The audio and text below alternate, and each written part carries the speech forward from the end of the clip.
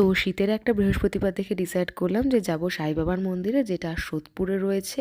আর তারপরে ফার্স্ট একটা টোটো নিয়ে নিলাম, কারণ টোটো বা রিক্সা যে কোনো রাইডই আমার ছেলে খুব পছন্দ করে।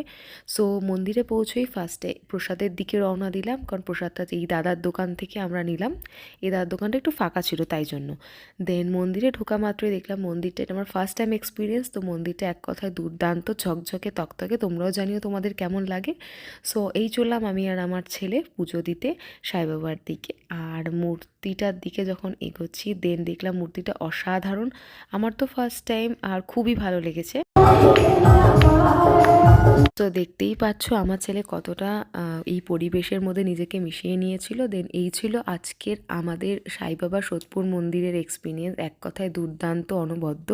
তোমরাও কমেন্ট বক্সে জানিও কেমন লাগে। আর আজকের এই দিনটা শেষ করছি বাড়িতে নিয়ে আসা এই দই ফুচকা দিয়ে। ভিডিওটা ভালো লাগলে অবশ্যই সাবস্ক্রাইব করো। থ্যাংক